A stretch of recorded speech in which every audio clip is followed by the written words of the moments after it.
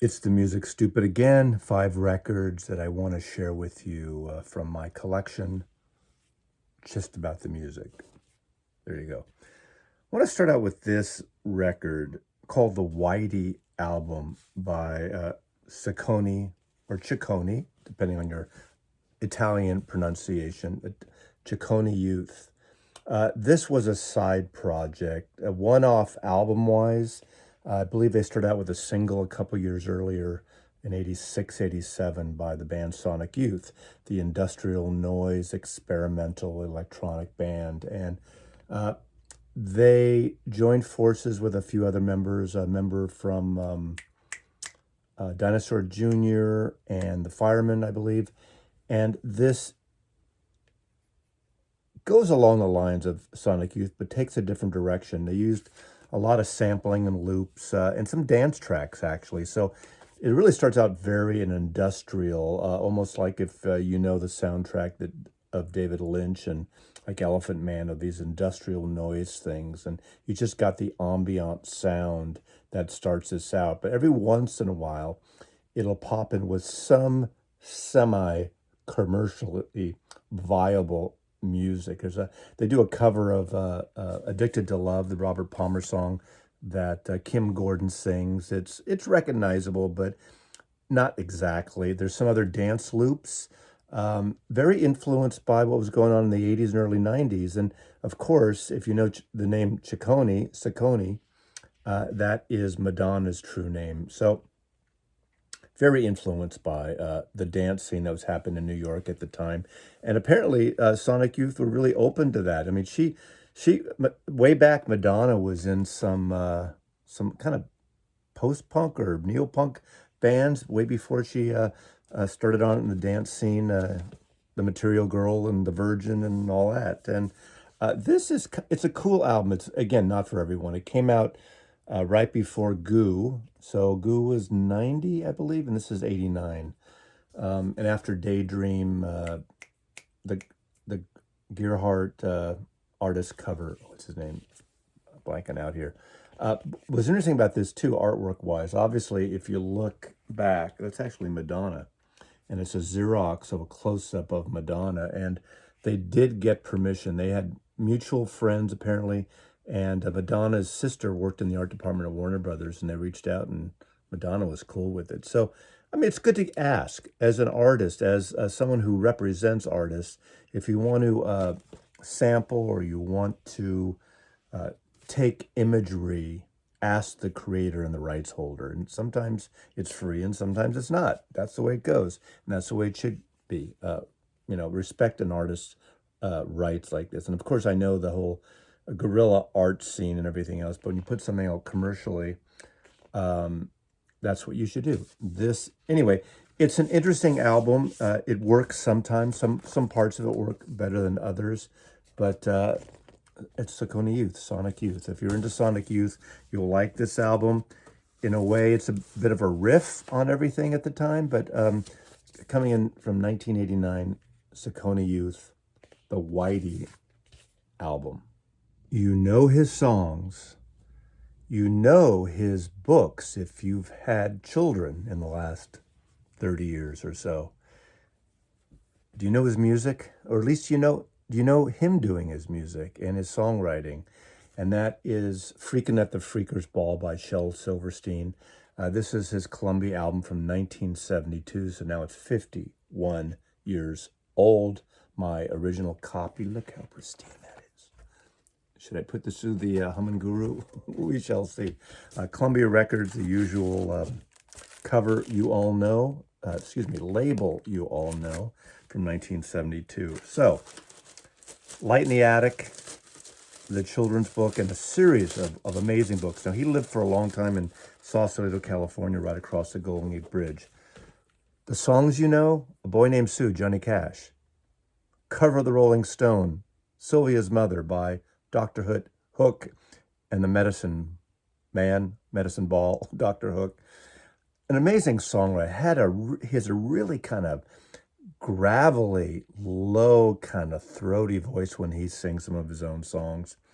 And he has It's a very tongue-in-cheek sense of humor, but he writes seriously too. Sylvia's Mother is a great song. I mean, and A Boy Named Sue. I mean, how can you not love those things? So he probably made more money through his children's books and those beautiful poetry books and storybooks he's written. Now, some of these other songs other people covered, and I don't know all the cover versions, but I got stoned and I missed it. Sarah, Cynthia, Sylvia Stout wouldn't take the garbage out. Very poetic. Stacy Brown got two. Freakin' at the Freaker's Ball. Don't give a dose to the one you love the most. The Peace Proposal, Masochistic Baby, Liberated Lady, and The Man Who Got No Sign. It's really interesting how his songs are very kind of adult themes, yet his storybooks and a lot of his poetry is aimed for families and children. And as a parent, I would read some of his books to my son, and it's something that the adults and the grown-ups could like too. This is a cool-ass, weird-ass album, and I just really, really love it. Freakin' at the Freaker's Ball, Shel Silverstein. Let's see who's on this record. Dr. Hook and the Medicine Show play on here. Jay David, George Cummings, Billy Francis, Jelly Roll Turner, Turk Murphy, the sort of jazz trombone player. Interesting. Oh, he lived in San Francisco. That makes sense. What an amazing artist. And this is kind of a fun record, and it's really well produced. And the inside photos by my old friend, arch nemesis, Jim Marshall, the photographer Jim Marshall. Kind of a bizarre take, but it's got all the lyrics. So, Freakin' the Freaker's Ball by Shel Silverstein, writer, poet, songwriter, singer. The next selection in Mazzi's, It's the Music Stupid, is an album that I adore for a lot of reasons. It'll turn 50 years old next year, 1974. And this is the original cover. This is Boz Scaggs' album, Slow Dancer. This is the album he released just prior to Silk Degrees. Silk Degrees, I believe, came out 2 years later in 76 into 77 and became the massive hit, one of the huge platinum records of the 1970s, and put him over. But if you don't know Boz Scaggs, you should. And I think some of his luster seems to be lost, but he has a really deep catalog and a really wonderful catalog. His first album, which I've shown here in the past, is a whole different thing. A very blues-based album produced by Jan Wenner, Rolling Stone, which was on Atlantic Records. Muscle Shoals musicians, including Duane Allman. And that fantastic song on there, which was sort of a breakout FM staple for a long time, was that, 11-something minute version of Loan Me a Dime. And he did Jimmy Rogers songs on it. That is a fantastic record. But I wanted to show one here that doesn't get a lot of love. Obviously, the slick, soulful sound of Silk Degrees, it just is a monster record. Some people got really OD'd on it. A lot of the backing band is the slickness of Toto and the Porcaro Brothers. But you can't deny the white, blue-eyed soul. This is a record that I like more. This is produced by Johnny Bristol, and it's got a really, really cool sound to it. It's a funky, soulful record, brings a little New Orleans sometimes, but it's just a soulful record, and he's got this great voice on this record. Now, terrible cover. I always hated this cover, and this is a cover by Annie Leibovitz, but once Silk Degrees became famous, just around that time, he did the first that I remember, a black tie optional show at the Paramount Theater. This beautiful, illustrious deco theater had been refurbished in Oakland, California, and you had to dress up ties and tails. Of course, the 70s, everybody does their version, and my girlfriend Catherine and I went to it. Fantastic show, just an amazing show, really slick. And the poster was this, and after Silk Degrees became really famous, they changed this cover and it was reissued like this. This is his wife at the time, Camilla Scaggs, and this is a much better cover and more appropriate for the music even on here. This is, I don't know what they were thinking here, but You Make It So Hard to Say No. Slow Dancer was a song that my girlfriend and I really liked. Very romantic, great string arrangements. Angel Lady, Just Come in Time, Hercules. There's songs on here by Alan Toussaint, Pain of Love, Sail on White Moon. Again, a very just soulful, kind of Philly international type of sound, if you know the production and the music of Johnny Bristol. That Philly kind of sound, that blue-eyed soul of Boz Scaggs. And he did a string of, like, I think he had, what, 5 Columbia albums before Silk Degrees pushed him over the top. And then it's been hit and miss, but he's done some great bluesy records. He also has a great blues sound. He was the guitar player on the first 2 Steve Miller Band albums, Children of the Future and Sailor. Came from Texas with Steve Miller to San Francisco, and then he left Steve Miller and went on his own. But those Columbia records, Boz Scaggs and Band, Moments, several of them are really, really good records. I know they're cheap in the bins, but I really love that music. And this is a really cool record, either one. Same music, right? So it's the music, not the cover. But, you know, this is probably, again, the second issue or the reissue, but when they changed it. But Boz Scaggs, Slow Dancer, Sweet Romancer, Rufus Wainwright, Poses, my favorite album of his. He's done quite a few albums. I have most of them on CD. I think this is the only one I have on vinyl, and they haven't really put him out on vinyl. Now, those of you of my age may know of his father, Loudon Wainwright III. Series of albums, first on Atlantic Records, then on Columbia. I think that's the order. Again, another artist who had like a novelty song played constantly on the radio, Dead Skunk in the Middle of the Road, his father. Very folk, very sardonic style, really cool songs. Also an actor. If you saw the Judd Apatow TV show, not Freaks and Geeks, but the follow-up in the college, someone's going to put it there, and I'll just pop out, and the Tourette's will hit me, and I'll yell it out eventually. Dorm Room? No, it's not that. Anyway, he plays the father that comes to visit. But great songwriter. He's still performing to this day. Him and Kate McGarrigle from the McGarrigle sisters had a son, and that was Rufus. And the irony is, I remember on one of his albums, there's a song called Rufus is a Tit Man Sucking on His Mama's Gland. He's oral.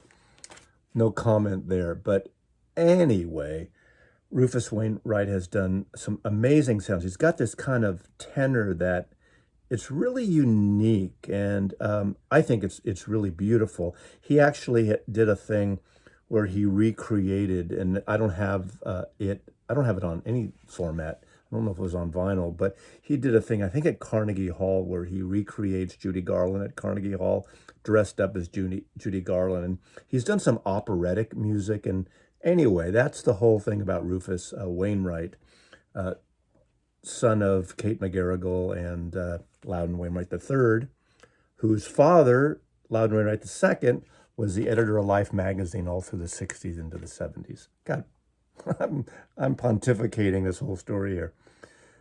But this opens up with this great song that kind of reoccurs a couple times, as I recall, or at least one other time, Cigarettes and Chocolate Milk. And it's really has a great feel to it. So this is a singer-songwriter album, mostly piano-based, but really clever songwriting, not funny and ironic like his father, but beautiful melodies and beautiful arrangements. And again, part of that kind of Lower East Side scene in or the early 2000s that Norah Jones came out of, and Richard Thompson's son, blanking on his name. There's a club in Lower Ludlow Street called the Living Room, and a lot of these performers would play in and out and go in and out of there. Don't know if it still exists. I haven't been there in a while. Also comes out with a reprise of Cigarettes and Chocolate Milk. Now this, the vinyl copy, I don't think this was on the CD, but he does a really cool version of Across the Universe, the Beatles song. I think that was on a tribute, Beatles of some kind, tribute album. And he does it really slow and really beautifully. But Shadows, California, Tower of Learning, Grey Gardens. Again, Rufus Wainwright, Poses. As much as I like a good design, creative design, I hate, it's almost as bad when the Neil Young albums of the 70s had this calligraphy. You could never read what was actually written. But come on. I mean, who's going to read that? I mean, you can read it, but when you don't have paragraphs and you have, there's lyrics and the credits of who plays on it. So good luck with that, fellas and women and people, humans. It's on Geffen Records. This is a UMG reissue. Obviously, since it was on a CD, it's been expanded to a double album, but Poses from 2001, I believe. And the final, It's the Music Stupid, is an album I never had. I have his other album, Raga, I think it's called, and this is Peter Walker. Peter Walker is a guitar player. He crosses over in that segment of primitive guitar with John Fahey and Sandy Bull and Leo Kaki somewhat. He gets more in the Indian side of things. He actually studied the tapes and the music of Ravi Shankar early on. He went to school with Ali Akbar Khan. This album is Second Poem to Carmela, or Gypsies Are Important. This came out on Vanguard Records. I believe he had 2 records on Vanguard. So he plays the sarod and the guitar on this album, and also the choral sitar. And you have a Jim Pepper, you have a flautist, violin, tabla, tambura. Is that, Indian percussive instrument that has that drone sound that adds to this. And there's also on side 2, there's violin, organ, tabla again. Sometimes people want to put this music into the psychedelic era because the Indian music really came known to us, a lot of us Westerners, like in the sort of the mid-late 60s. Obviously, Ravi Shankar, I think he first played Carnegie Hall in 1961 or 1962.